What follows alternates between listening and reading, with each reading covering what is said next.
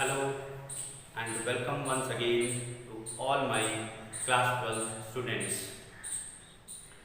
बच्चों, chemical kinetics के chapter में आज के इस वीडियो लेक्चर में हम ऑर्डर ऑफ द रिएक्शन के बारे में डिस्कशन करेंगे।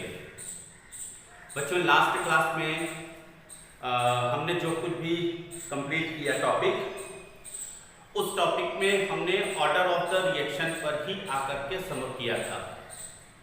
ऑर्डर ऑफ द रिएक्शन को हम और आगे लेते हुए इस टॉपिक को order of the reaction, rate constant और मॉलिक्यूलरिटी को लेकर के आज हम कुछ बातों को डिस्कशन यहाँ पर करेंगे। चलिए स्टार्ट करते हैं हम अपने आज के इस वीडियो लेक्चर के टॉपिक को ऑर्डर ऑफ द रिएक्शन के साथ में।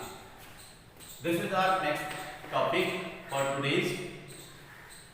It will be order of the reaction.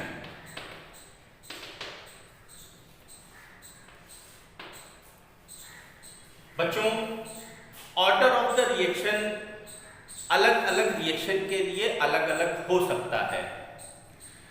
ये हमने लास्ट क्लास में भी डिस्कशन किया था कि ऑर्डर ऑफ द रिएक्शन किसी भी रेट लॉ एक्सप्रेशन में उसके कंसंट्रेशन की पावर के सम के इक्वल होता है।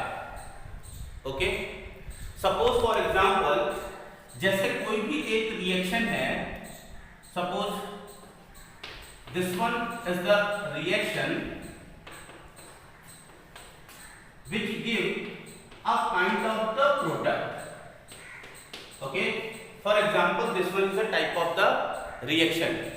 Now in this reaction these 1 2 3 these three types of the reactant which are involving and making a type of the product over there. अब ये जो यहाँ पर बैलेंस रिएक्शन लिखी है, this balance reaction is for theoretical basis, but if we will make the rate law expression, then this is not necessary that the rate law expression it will be 100% equal to the concentration power of the coefficient of this reaction. ठीक है, ये हमने last class में भी discussion किया था कि rate law में जो हम रेट एक्सप्रेशन बनाते हैं, उस रेट एक्सप्रेशन में इनके बैलेंस कोफिशिएंट की जरूरी नहीं है कि पावर वही आए। इट में बी सम डिफरेंट। हम मानते हैं कि इस रिएक्शन में भी डिफरेंट है और एक्सपेरिमेंट करने पर इस रिएक्शन का जो रेट लॉ एक्सप्रेशन आया, वो रेट लॉ एक्सप्रेशन कुछ इस तरह से आया। Okay, rate law expression.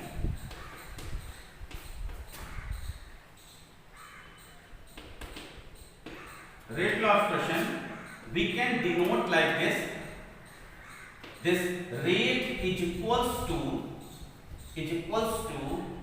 constant K into concentration of A to the power suppose P into concentration of B to the power Q and into concentration of the C to the power R. Suppose 1 2 3 these are the three reactant A B C और इनकी power P Q R के equivalent आई कब?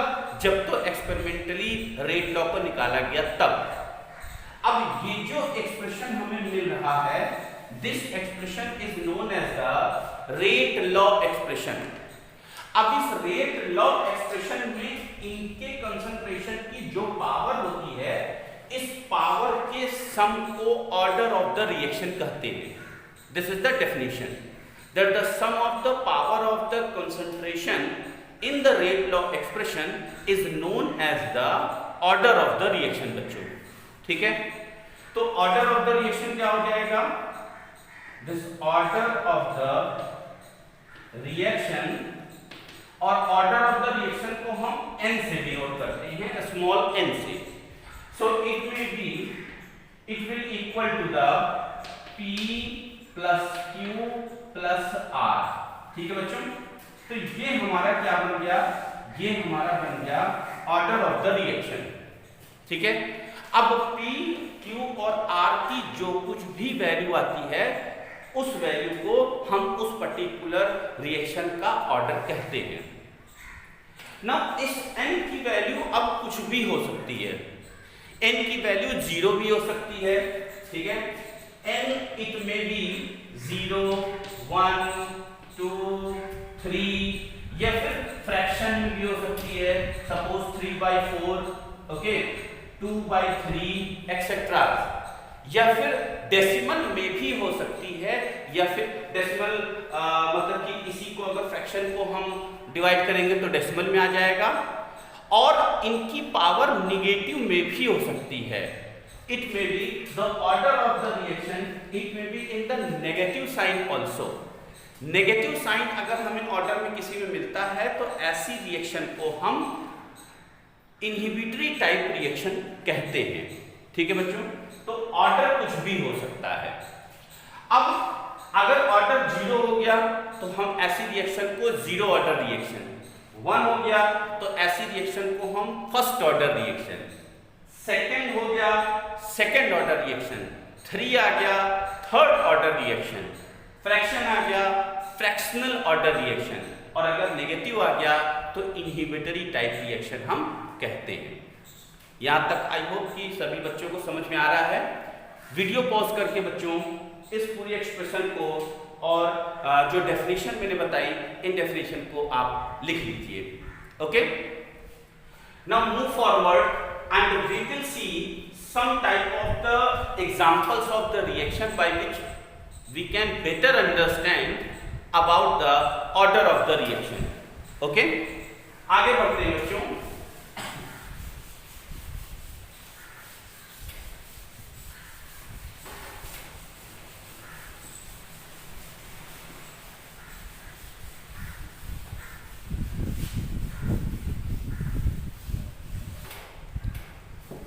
Look, सबसे पहले हम बात करेंगे example for the zero order reaction. Okay, example for zero order reaction. Okay, zero order reaction का मतलब ये हो गया बच्चों कि रेट लॉ एक्सप्रेशन में रेट इज इक्वल्स टू यहां पर कांस्टेंट के इनटू सपोज रिएक्टेंट कोई अगर ए है, फॉर एग्जांपल यहां पर हम एक रिएक्टेंट लेते हैं और इसकी पावर n आ जाए और n की वैल्यू क्या हो जाए, n की वैल्यू 0, तब फिर क्या बन जाएगा, तब बन जाएगा rate is equals to k into a to the power 0। और जब भी किसी की भी पावर 0 होती है तो उसकी वैल्यू 1 होती है, and that is why we can say that the rate it will be equal to the k only. इसकी वैल्यू 1 हो गई तो 1 को हम चाहे तो इसके साथ मल्टीप्लाई करके लिखेंगे, mean to say the rate it will be equal to the rate constant. तो जीरो ऑर्डर रिएक्शन के लिए यहां पर हमें एक चीज ये देखने को मिल रही है कि जो रेट आ रही है वो रेट रिएक्टेंट के कंसंट्रेशन के ऊपर डिपेंड नहीं कर रही है। यहां पर रिएक्टेंट ही हट जा रहा है और रिएक्टेंट के ऊपर, रिएक्टेंट के कंसंट्रेशन के ऊपर यहां पर रेट डिपेंड नहीं कर रही है, तो रिएक्टेंट का कंसंट्रेशन कुछ भी हो। सो ऐसी टाइप की रिएक्शन जिसमें रेट ऑफ रिएक्शन रिएक्टेंट के कंसंट्रेशन के ऊपर डिपेंड ना करे, वो इंडिपेंडेंट हो कंसंट्रेशन से, रिएक्टेंट के कंसंट्रेशन से, तो ऐसी रिएक्शन को हम जीरो ऑर्डर रिएक्शन कहते हैं। ठीक है बच्चों, फॉर एग्जांपल जैसे एक रिएक्शन होती है 2NH3, फॉर एग्जांपल 2NH3 यानी कि अमोनिया का डिकम्पोजिशन हो रहा है किसके ऊपर, अमोनिया का डिकम्पोजिशन है N2 और 3H2 के ऊपर। ठीक है, 3 2 जा 6, ये आ गया 2 आ गया। अब इसमें अगर हम रेट देखें तो रेट जो आता है वो आता है constant and then after nh3 ये तो थ्योरेटिकली आ गया, लेकिन थ्योरेटिकल बेसिस पर ऐसा नहीं होता, बल्कि इसकी रेट क्या होती है, इसकी रेट हो जाती है 0। ठीक है, इसके कंसंट्रेशन रिएक्टेंट के कंसंट्रेशन के ऊपर इनका डिपेंडेंट नहीं होता है, तो ऐसी रिएक्शन को हम जीरो ऑर्डर रिएक्शन कहते हैं। Okay, next one first order reaction. आगे हम बढ़ते हैं बच्चों फर्स्ट ऑर्डर रिएक्शन के लिए।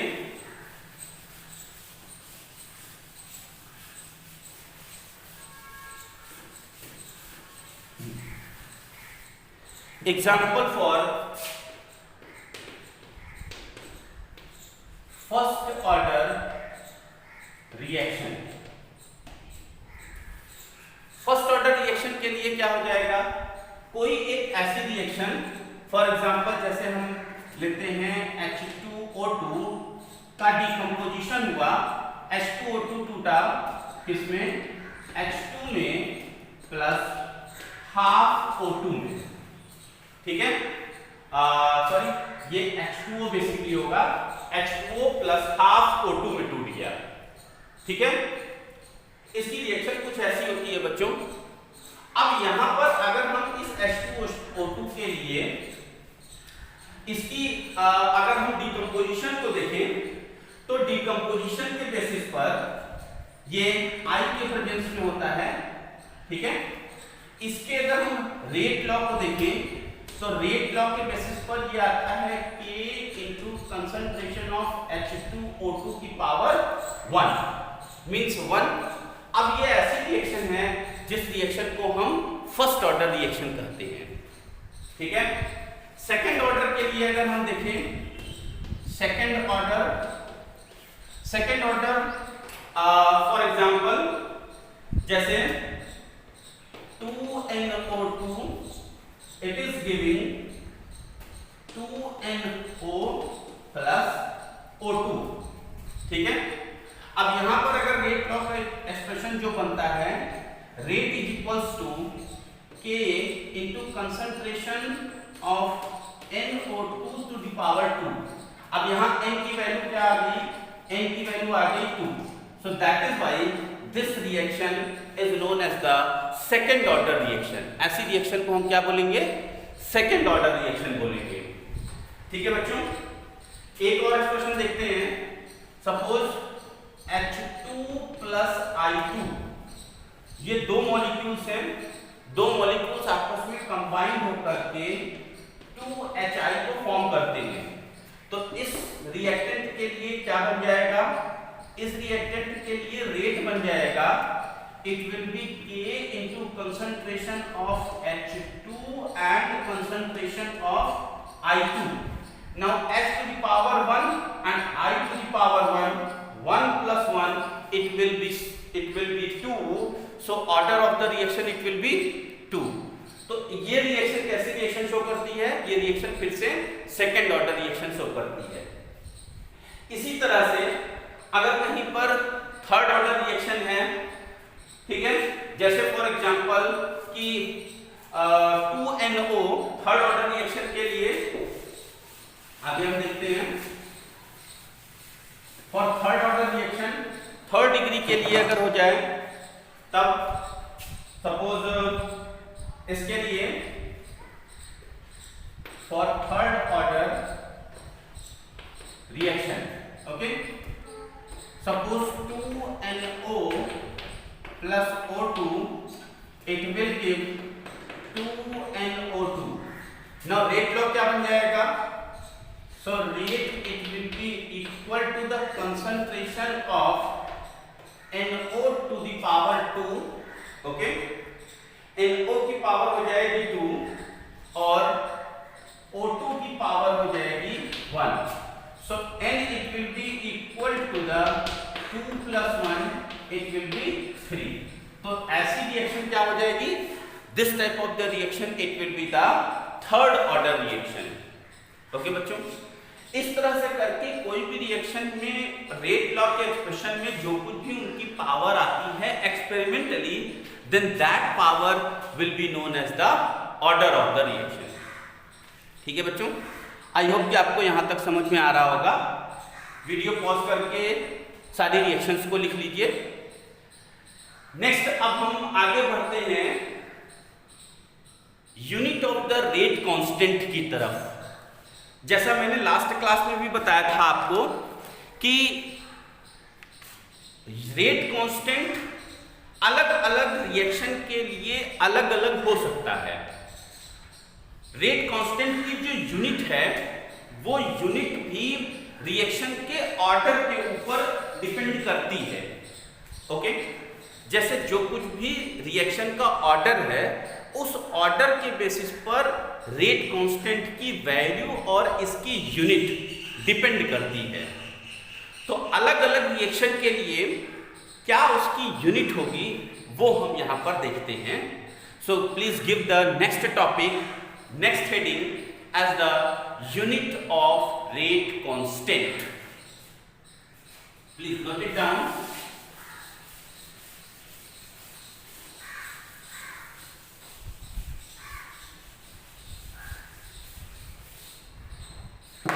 It will be the next one. Unit of rate constant. ठीक है, K की यूनिट क्या होगी? बच्चों आप ये जान रहे हो कि जो रेट कांस्टेंट है it is a type of the constant term. Okay, rate constant term के बेसिस पर रेट कांस्टेंट की जो यूनिट डिपेंड करेगी वो यूनिट रेट पर और ऑर्डर ऑफ द रिएक्शन पर डिपेंड करेगी। ठीक है, सपोज एक हमने एक्सप्रेशन लिखा, एक कॉमन एक्सप्रेशन लिखा, सपोज कि एक कोई रिएक्टेंट ए है और इससे इसका कुछ प्रोडक्ट बन रहा है। देन इस एक्सप्रेशन में जो रेट लॉ बनेगा वो रेट लॉ हो जाएगा rate it will be equal to the K into concentration of A to the power n, where n may be 0, 1, 2, 3 and so on। ठीक है बच्चों, अब ये जो k की वैल्यू डिपेंड करेगी वो इसके और इसके यूनिट के ऊपर डिपेंड करेगी। ठीक है, तो हम अलग अलग ऑर्डर के लिए अलग अलग यहां पर रेट कांस्टेंट की यूनिट को निकालेंगे। So first of all we will go for the rate constant, the unit of rate constant for zero order reaction.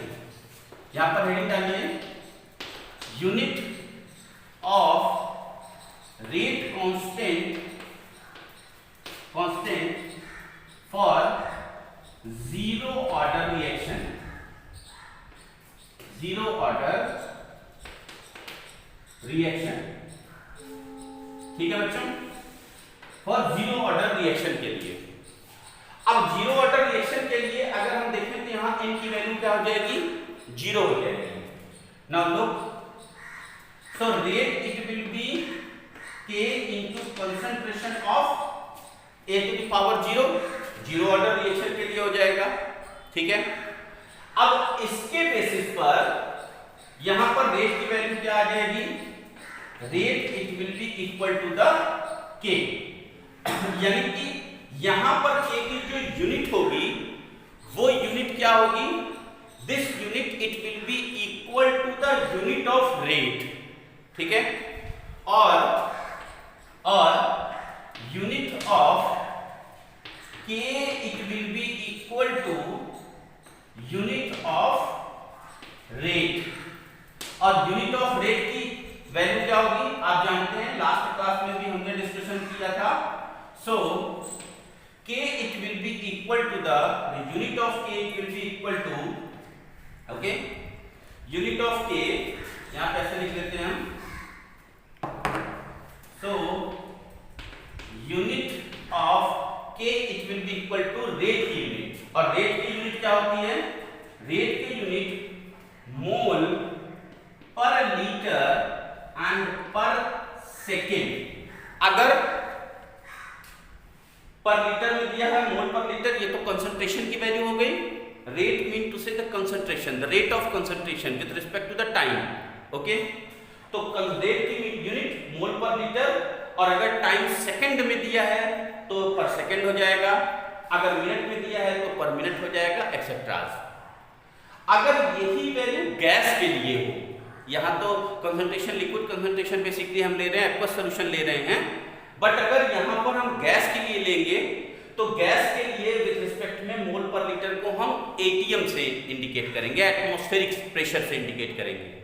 So ATM gas के लिए क्या हो जाएगा, for gas it will B ATM पर second.